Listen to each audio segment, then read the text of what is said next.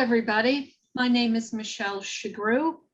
I'm here at the University of Florida, UF Health, and I have the honor today of hosting an accreditation success story where we're going to delve into why quality management matters, specifically when there's a collaborative effort between independent entities. I'm thrilled to have here Dr. Walter Kelly from the Lewis and Clark Region American Red Cross, and Dr. Julie Ash from Intermountain Blood and Marrow Transplant Program. Welcome to you both. Thank you. So I'm the medical director for what used to be called the Lewis and Clark region of the American Red Cross out here in the Intermountain West. And part of that role, I'm the FAC director both for apheresis and for cell processing at the Red Cross facility here in Salt Lake City. And we have a wonderful and long-standing relationship with the Intermountain Blood and Marrow Transplant Program, where we provide both the collections and cell processing. Dr. Ash? My training is in pediatric hematology, oncology, and transfusion medicine. I became the director of the bone marrow transplant program in 2018. Well, thank you very much. So I have a list of questions that I'd like to pose to both of you so that you can really share with the group how you got to be such a successful integrated service. So Dr. Kelly, could you please provide a global overview of how your programs interact? For sure. So the way that the program is set up here in Salt Lake, the American Red Cross is responsible for the apheresis collection procedure itself. So there's a wonderful facility at the Intermountain LDS Hospital that was purpose-built and purpose-designed for the Red Cross to occupy to perform apheresis collections. And so that's where the Red Cross piece begins. Of course, the clinical program is responsible for the evaluation of patients when it's an autologous transplant, and of course healthy donors as well for our allo program. And so the Red Cross nurses are responsible for making sure that everything is documented properly in terms of the evaluation, and Dr. Ash will talk more about that. And of course, my role as the medical director is to make sure that all of those things are occurring in a way that's consistent with the quality program that's in place. Subsequent to collection, the cells are brought back to the Red Cross processing facility, which I'm also the director for. But in addition to our laboratory scientists, we actually train our apheresis nurses to do a little bit in the processing lab too. How interesting! Yeah, wow. It gives us a little flexibility, to be able to have nurses, because a lot of what happens in the processing lab, I mean, obviously there's the processing piece, but a lot of what happens in the processing lab is documentation and making sure that that we can verify that everything has been done correctly and is safe. And so that's a skill that nurses have from years of training being nurses, and so we've taken advantage of that skill set. That's really a novel approach. Dr. Ash, could I ask you to describe the elements of the agreement that you have between Intermountain and the Red Cross? I could comment on the functional aspect of it. Well, first of all, our administration has been very supportive. When we switched over to the Red Cross becoming the processing lab, there were a lot of meetings with the details of the contract and things like we needed to do ECP. So the Red Cross stepped up and does our ECP, and all those details were worked out. But from my end, it's seamless. I don't really worry about the contract. I worry about the communication we have, which is really excellent. And our administration and the Red Cross administration have worked to make us have everything we need. Well, you set up my next question beautifully, and I really appreciate it. So, Dr. Kelly, I'm going to throw this back to you. Could you please provide how you, as the Red Cross director, specifically interact with the quality management program of both entities? Yeah, absolutely. So I think that as Dr. Ash mentioned, I think we benefit from having a really tightly knit communication system. And so as the apheresis medical director and as the stem cell processing medical director, I interact on a regular basis, both with the American Red Cross quality system. So of course we have a quality system that encompasses all of our biomedical services. And that includes blood and all of the cell therapy and immunohematology reference work. So we have a comprehensive quality system, and that comprehensive quality system is applied so that it functions, so that all of the quality work necessary for meeting FACT standards are comprised within it. And then, like Dr. Ash mentioned, we're very fortunate that the administration in both institutions provides the support so that we make sure that there's a crosswalk between all of the quality standards that has, that are codified within the procedures on the bone marrow transplant clinical team side with the apheresis and processing side. And so it really is one consistent quality framework. And as the apheresis and cell therapy medical director, I'm fortunate to be able to sit down every quarter and have representation from both of those quality systems, and we discuss all of the aspects of the program, and of course the clinical team is there as the largest piece of it, to make sure that all those things are aligned. Dr. Ash, would you like to add something from your perspective as how the transplant quality management plan interacts with the Red Cross from that direction? Sure. We actually meet every other month, and we actually, that's our CQI, we call it, continuous performance improvement meeting. And we have people from, every disciplinary that is involved with bone marrow transplant: clinical, nutrition, lab, Red Cross, pharmacy, and we all have indicators that we report on. So Dr. Kelly and his quality people are always giving us the data of how many procedures and were there any problems with the procedures and following the cultures. And we pay attention to things like the cleaning logs in the apheresis rooms. And, we kind of go through everything. So we have standard things that we address every other month. And then we have quarterly reports on things. We have many audits going on, but we pick up the phone anytime when we have any question. We always, from a clinical perspective, make the Red Cross aware if a donor or a autologous patient has an issue. Like one example would be a patient with amyloidosis who might have problems during the collection. Sometimes actually, if they have cardiac amyloidosis, we collect them inpatient if we're worried about them on telemetry. Or certainly if there are any questions about infectious disease markers that are outstanding or biohazardous. So we're always communicating with each other to keep each other in the loop, live with each patient that we're doing. Plus, we're located in the same place during the collection. So even though the nurses doing the apheresis might call Dr. Kelly with questions about whether to give calcium or how long to do the procedure or access, we're right there in our clinic. And if there's any medical issue, we're providing the medical management also of the patient or the donor.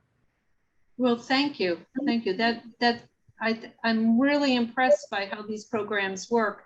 In fact, doing a little homework in order to prepare for this interview, I was able to read the quality management plans. And I have to tell you that it's clear that both programs bidirectionally incorporate quality management between the entities very clearly on the organizational chart and within the plan. So I'm going to put you both on the spot, and I'm going to ask you each to expound on an example that I'm going to give you. So let me start with Dr. Ash. So Dr. Ash, when there is found to be a product with a positive microbial culture, how does that work? Now, I guess who performs the microbial cultures? Is that done at the Red Cross? And how is that information provided to you? And what is the process following receipt of that information? Okay, well, the Red Cross sends their blood cultures to a lab that the Red Cross uses. When a positive culture comes back, no matter when it comes back, Dr. Kelly calls us. He knows how to reach us 24/7 so that the specific providers taking care of that patient are aware right away. If possible, we try not to use that product. We always inform the patient if there's a positive product and weigh the risks and benefits. Sometimes it could be in a bag that doesn't have that many stem cells. And obviously, if we had other bags, we would choose to do it. So there's a medical risk benefit assessment as to what to do about that. But if we are going to give a positive product, we would appropriately give prophylactic antibiotics to the patient. Dr. Kelly, the Red Cross, would report that positive culture to the FDA. And then we always discuss the positive cultures in every CQI meeting. And it's very upsetting to everybody. Dr. Kelly and his team have done a really excellent job trying to find some commonality, root cause analysis. I think that extra attention and concern by everybody, hopefully, I believe, has led to less positive cultures. We definitely pay more attention to cleaning of the central lines and cleaning of the apheresis room. So I think in the end, it just turned out we're providing better care. Yeah. So Dr. Kelly, here is your example. Yeah. Suppose there's an adverse event during collection, such as an equipment malfunction during collection or perhaps some clotted product.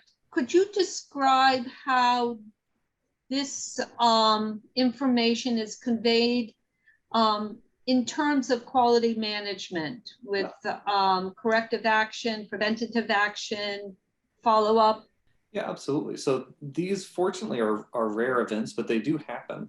And so it's important to have a quality management system in place to evaluate the entire process. So in the acute setting, I'll give you a real example that happened here. Yes. A few years ago.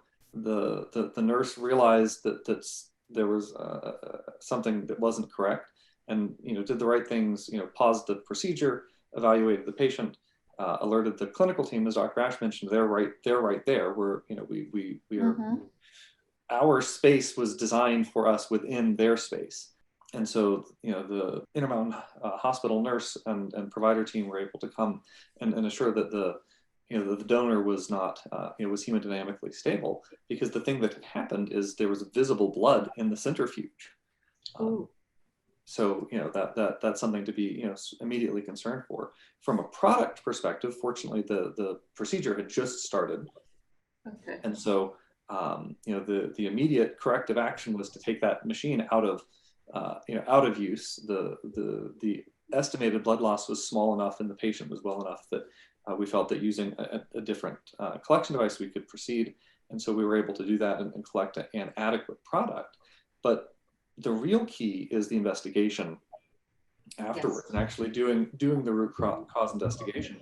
And that involves having a process to methodically interview staff to collect data, to actually perform quality audits, to observe the staff, to ensure not just that they have documentation of training, but that when they're observed by quality staff, that they're following that training and actually performing the procedures correctly.